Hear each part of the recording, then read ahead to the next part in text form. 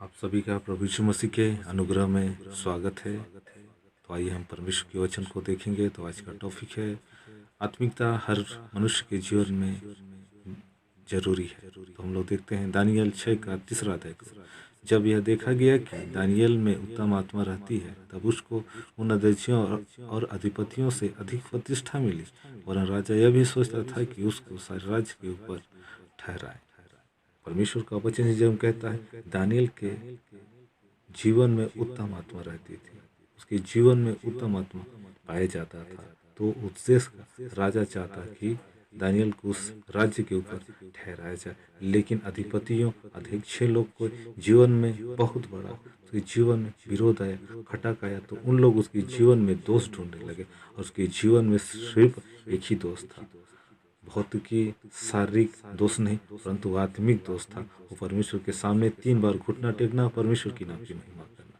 फिर दानियल अपने जीवन में आत्मिकता को खोना नहीं चाहता। दानियल अपने जीवन में आत्मिकता को बनाए रखना चाहता था। इसलिए परमेश्वर उसे उस जगह में बचाने के लिए पहुंचता है जिस जगह में उसे असंभव नहीं था। लेकिन आत्मा उसके जीवन में ऐसा चीजों को देता है जो दानियल बरकरार रखता है। उसके जीवन में उत्तम आत्मा था और उस उत्तम आत्मा को हर समय बनाए रखा था, क्योंकि वो दिन में 3 बार प्रार्थना करता था। उसके जीवन में आत्मिकता था। मेरे प्रियो, आत्मिकता जीवन को परमेश्वर के पास पहुंचाता है। आत्मिकता परमेश्वर को भाता है, क्योंकि परमेश्वर बोलता आत्म और सच्चाई से भजन करने वाले परमेश्वर ढूंढता। क्योंकि आत्मिक व्यक्ति दानियल था, उसे परमेश्वर ढूंढता था। इसलिए आत्मिक व्यक्ति को परमेश्वर हर एक संकट और मुसीबत से बचाता है। तो आइए हम लोग दानियल 6 का 20 को देखेंगे।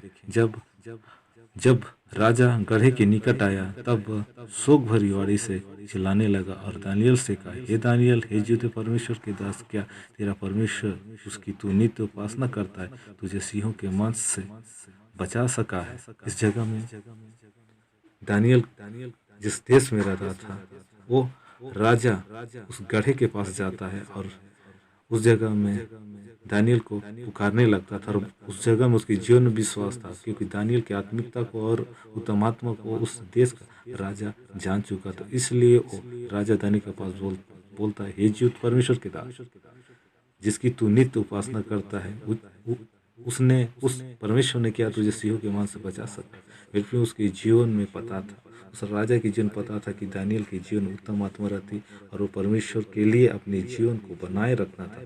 उसके जीवन में आत्मिकता है, इसलिए उस राजा के जीवन विश्वास होता था। आज परमेश्वर हमें बताता है, जब तुम्हारे जीवन में उत्तम आत्मा वास करेगा, जब तुम्हारे जीवन में आत्मिकता होगा, तो तेरे घर वाले, तेरे गांव, तेरे बस्ती, तेरे मोहल्ले, तेरे नगर, तेरे क्षेत्र, तेरे डिस्ट्रिक्ट, तेरे देश के लोग तुझे जानेंगे, जब तेरे जीवन में आत्मिकता होगा। क्योंकि जब दानियल के जीवन में आत्मिकता तो उस देश का राजा जानता था, मंत्री जानता था, उस जगह के हर एक लोग जानते थे, क्योंकि उसके जीवन में उत्तम आत्मा थी और आत्मिकता बना रखा था।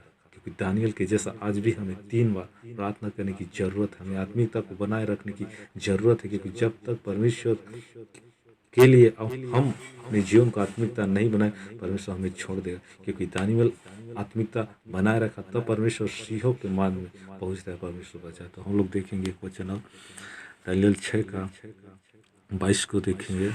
मेरे परमेश्वर ने अपना दूध भेजकर सिंहों के मुंह को ऐसा बंद रखा कि उन्होंने मेरी कुछ भी हानि नहीं की। इसका कारण यह है कि मैं उसके सामने निर्दोष पाएगा। और हे राजा, तेरे सम्मुख में भी कोई भूल नहीं की। परमेश्वर का दास इस जगह में बोलता है, मैं परमेश्वर की दृष्टि में निर्दोष पाया, क्योंकि वो व्यक्ति आत्मिकता को बनाए रखा। जो व्यक्ति आत्मिकता को बनाए रखता है, वो किसी प्रकार में से परमेश्वर उससे अपनी दृष्टि में किसी प्रकार में से दोषी नहीं पाता है, क्योंकि वो पहले से आत्मिकता बनाए। आज हर एक मनुष्य को आत्मिकता बनाने की और आत्मिकता में चलने की आवश्यकता है, क्योंकि परमेश्वर आत्मिक लोगों के पास रहता है। क्योंकि हर एक मनुष्य परमेश्वर का पवित्र मंदिर है, और पवित्र मंदिर परमेश्वर के आत्मिक होना चाहिए। इसलिए परमेश्वर दानियल के जीवन को बचाए, शेरों के मान के बीच में उतरा और शेरों को बंद किया और शेरों के जगह से दानियल को जीवित निकाला, क्योंकि दानियल के अंदर में आत्मिकता था और आज हर व्यक्ति के जीवन में आत्मिकता की आवश्यकता है, क्योंकि आत्मिक लोगों को परमेश्वर पसंद करता है, आत्मिक लोगों को परमेश्वर जय की ओर ले जाता है, आत्मिक व्यक्ति को परमेश्वर अपने पास रखता है, क्योंकि आत्मिक व्यक्ति ही परमेश्वर के पास जाएंगे। क्योंकि दानियल के जीवन में जो आत्मिकता था, आज भी हमें आत्मिक उसी आत्मिक की जरूरत है। हमें भी दानियल की जैसे प्रार्थना करनी की, उसी आत्मिकता को बनाने की, उसी आत्मिकता को अपने जीवन में पूरी रीति से बनाए रखने की आवश्यकता है। क्योंकि दानियल 3 बार दिन में प्रार्थना कर अपनी आत्मिकता को खोना नहीं चाहता था।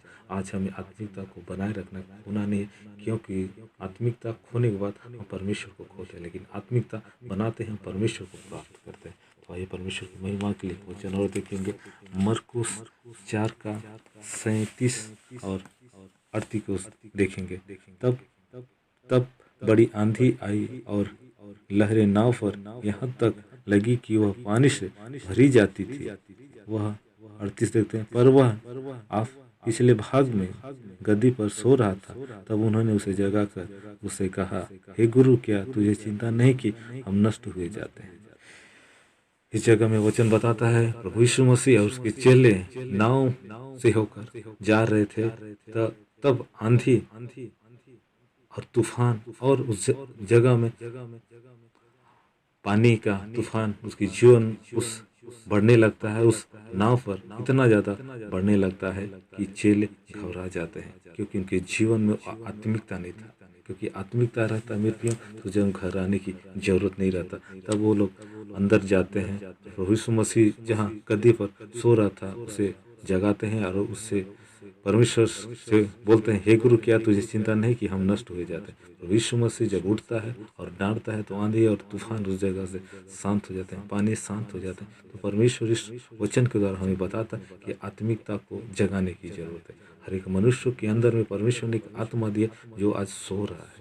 उस आत्मिकता को जगाने की जरूरत, जिस प्रकार दानियल हर समय उस आत्मा को जगा कर रखा, आत्मिकता को बना कर रखा, लेकिन उसके चेले अपनी आत्मा को जगा कर नहीं रखे, इसलिए उसके जीवन आंधी और तूफान और पानी से जहाज भर रहा था, क्योंकि जीवन में आत्मिकता नहीं था। जब आत्मिकता होता है, जब आत्मा जागा होता है, तो आप छोटी से शब्द में प्रार्थना करेंगे, परमेश्वर उस जगह में आंधी और तूफानों को शांत करता है। उस जगह में परमेश्वर लहरों को भी शांत करता है। उसी प्रकार हम देखते हैं पानी की लहरों और आंधियों को परमेश्वर ने शांत किया, क्योंकि उस जगह में परमेश्वर दिखाता है कि आत्मिकता को जगाने की जरूरत है।